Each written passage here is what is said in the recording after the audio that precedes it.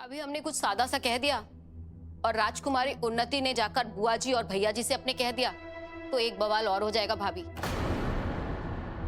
इससे अच्छा है कि आप उन्नति से ही पूछ लीजिए कि उसे क्या खाना है। अब ये कौन सा नया इल्जाम लगा रही है मुझ पर चाची जी?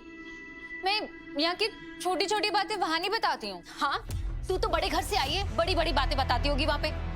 ध्रुव के पापा की जान कैसे गई, हम सबकी बदनामी कैसे हुई।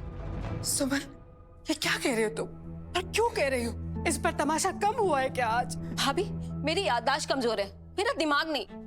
आपको कुछ अजीब सा नहीं लगता? जिस दिन हम लोगों ने उन्नति को घर की सारी बातें बताई, उस दिन हमारे घर की सारी बातें और गड़े मुर्दे बाहर आने लगे।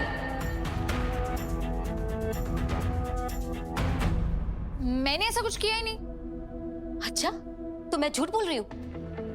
मुझे अभी अभी ध्रुव और रीत भाभी के पापा के बारे में बहुत बुरी खबर मिली है। रीत के पापा के बारे में?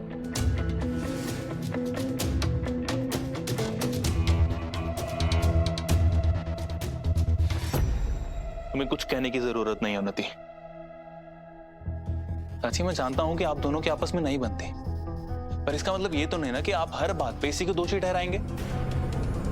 और किसी को भरोसा हो ना हो, मुझे उन्नति पर पूरा भरोसा है।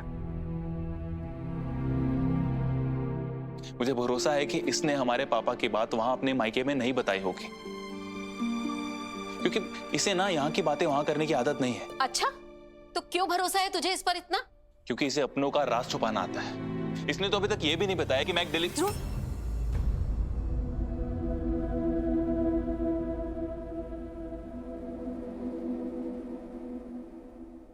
ध्रुव, तुम मुझ पर भरोसा करते हो इतना काफी है। सिर्फ ध्रुव को ही नहीं, मुझे भी अपनी बहू पर पूरा भरोसा है, क्योंकि भले ही वहां इसके अपने हो, लेकिन यहाँ ये घर इसका अपना है। और मेरी उन्नति ये अच्छे से जानती है कि जिस तरह ससुराल में मायके को नहीं छोड़ा जाता, उसी तरह मायके के लिए ससुराल को नहीं तोड़ा जाता, है ना? लेकिन भाभी। बस करो सुमन, सुबह से एक ही बात सुन सुन करके सर दर्द हो रहा है मेरा। वैसे ये जितनी मासूम दिख रही है ना, उतनी मासूम है नहीं।